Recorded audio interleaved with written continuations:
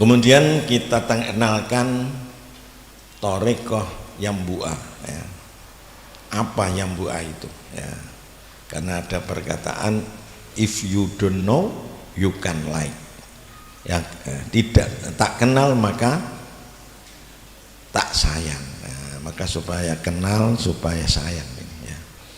Jadi Thariqah Yambu'ah ini adalah cara atau metode baca tulis dan menghafalkan Al-Quran. Cuma yang sudah diterbitkan ini yang membaca dan menulis ya. Yang metode menghafal belum diterbitkan ya, baru dalam proses. Dan insya Allah ada juga Thariqah Qiraatil Kutub ya, cara membaca kitab yang mudah dan cepat. Nah, nanti baru dalam proses ini. Nah, ini kitabnya Yambu'ah, ada juz 1 sampai juz 7 ditambah pemula dan ada penunjang yang lainnya. Kemudian yang perlu dan sering ditanyakan, apa bedanya Yambu'ah dengan yang lain?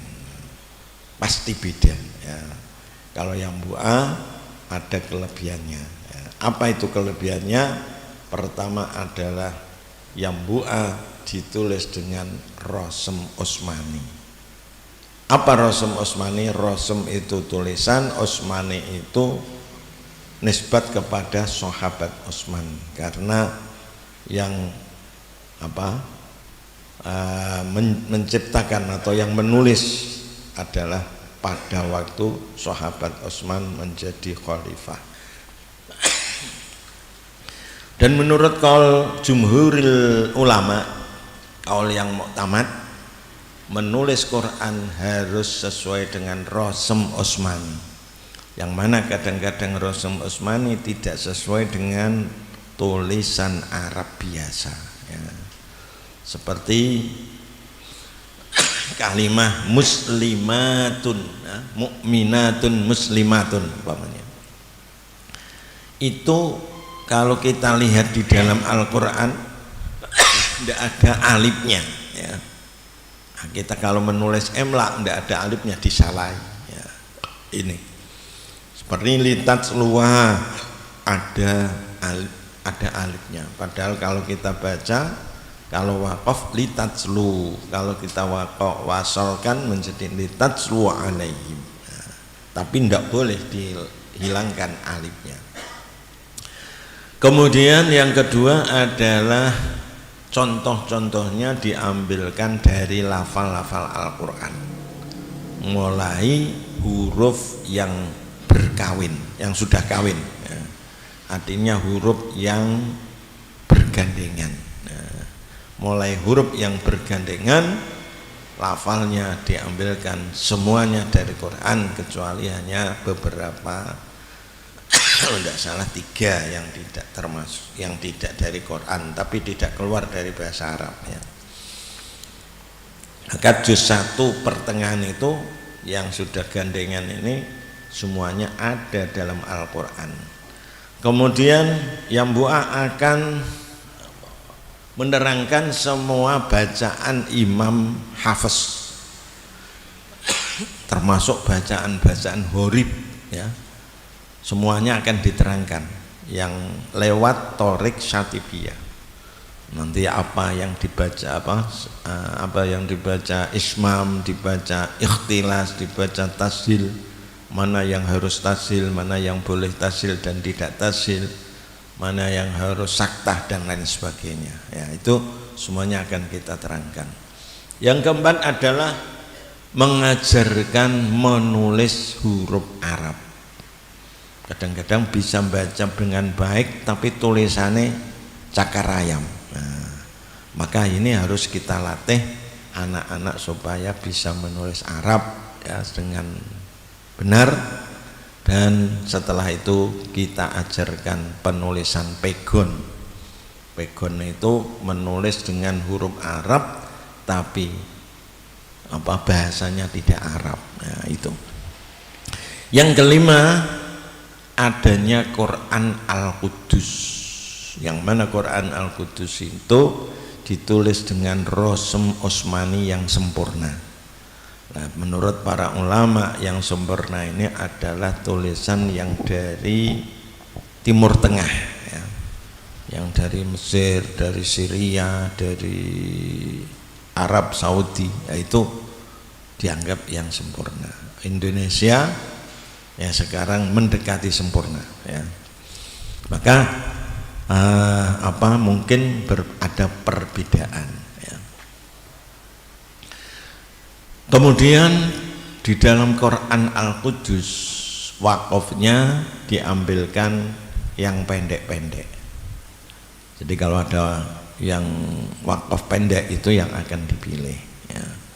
Kalau masih ada yang panjang, nanti akan diberikan wakof ittirori, ya.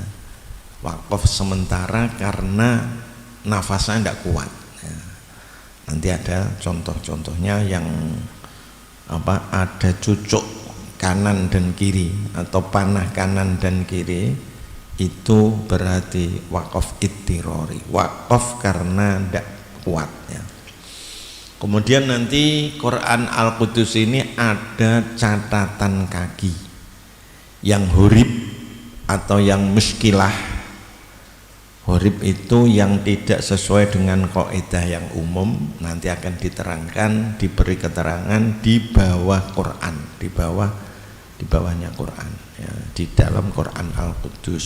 Seperti ismam itu apa, nanti diterangkan ismam ialah begini-begini, ya, dan seterusnya. Ismam, ikhtilas, terus saktah, ya. Saktah itu apa dan itu juga akan diterangkan. Muskilah itu artinya tulisannya sudah biasa, ya, tapi orang membacanya sering salah, yang mestinya panjang dibaca pendek, ya. Contohnya antohiro beitiyah, nah ini sering dibaca antohiro beiti, ya. Itu nanti di dalam catatan kaki bahwa roknya dibaca panjang, atau cara membaca wakof, ya, nanti akan diterangkan, ya. Itu termasuk dari kelebihan dari Yambu'ah adanya Quran Al-Qudus. Nah, ini contohnya Quran Al-Qudus. Di atasnya ada a'udzubillahi minasyaitonirrajim. Sama ini terbitan yang sudah agak lama ini, ya. Mestinya yang baru sudah berbeda, ya. Kalau yang baru itu kalimah yang hurib itu di bold, diberi warna lain, ya. Tapi ini masih yang garis bawah, ya, itu bedanya termasuk itu. Di bawahnya ada Rabbil firli wali walidayya walil mu'minina amin. Ini di Quran tidak ada, ya, yang lainnya. Kemudian yang paling bawah, ya, itu ada keterangan-keterangan. Cuma ini keterangannya masih pakai pegon, ya.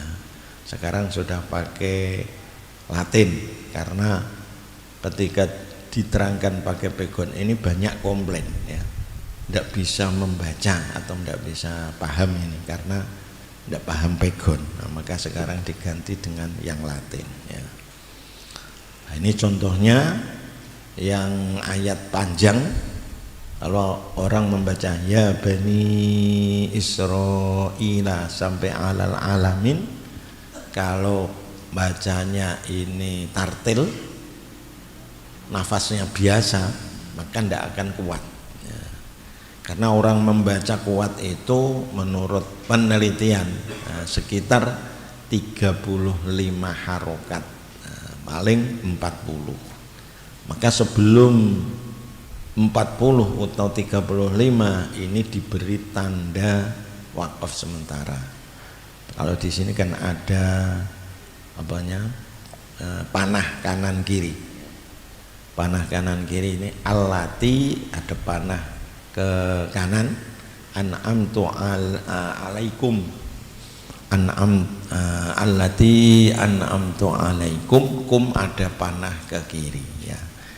Panah yang kiri menunjukkan ke kanan, ini berarti wakaf sementara. An'amtu alaikum. Tidak kuat maka bernafas dulu, baru allati an'amtu alaikum, ya, dan seterusnya. Kemudian ada tanda perempatan, ada tanda lain-lain, ya. Ini yang baru, yang ada warna tajwid warnanya, ya. Tajwid warnanya ini huruf pokok-pokok tajwid yang penting itu diberi tanda merah atau dikelir merah. Yang penting itu adalah diantaranya yang dibaca dengung, kemudian yang dibaca mat, yang dibaca qalqalah, yang dibaca tafkhim, nah, itu di merah. Jadi kalau ada merah, tidak bacaan apa tapi yang penting apa, nah, apa mat, apa dengung, apa tafkhim, nah itu di dalam sini. Tane umumnya Quran yang ada warna itu biasanya kan idgham bihuna, warnanya ini idgham bi abil apa iklab, ikhfa berbeda.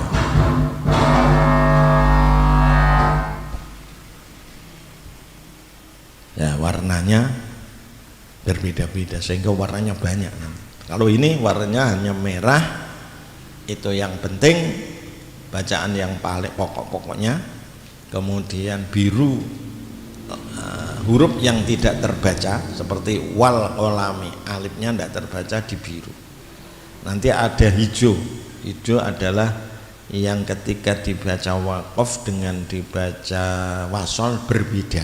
Nah, jadi warnanya 3, merah, biru, hijau.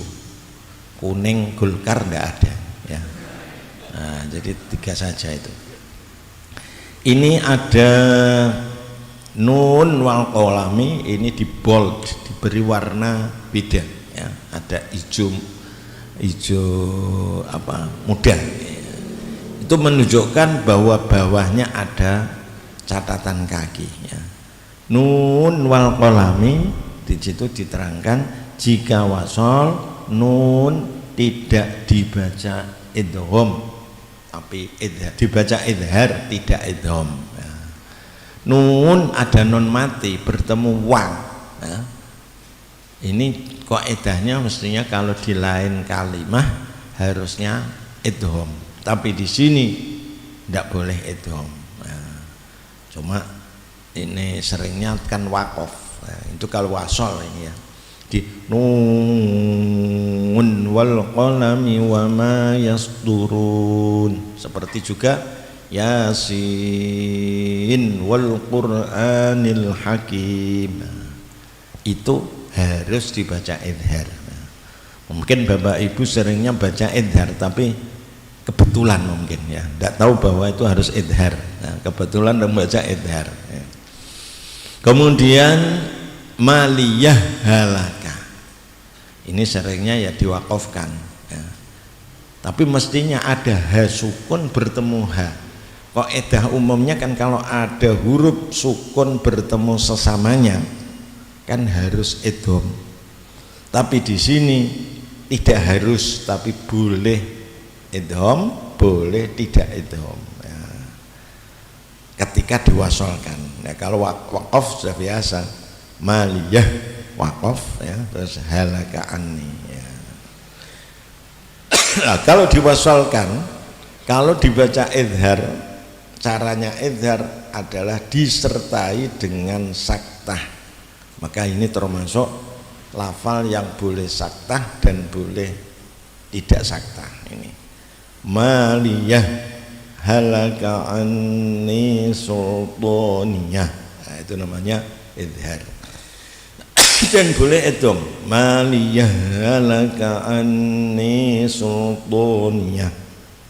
Cuma biasanya tidak diperhatikan karena ini apa akhir ayat, nah, tapi di situ ada ilmunya harusnya, ya. Dan ini ada perempatan, tanda perempatan menurut apa halaman, ya. Ada ini seperempat, ada pertengahan dan lain sebagainya.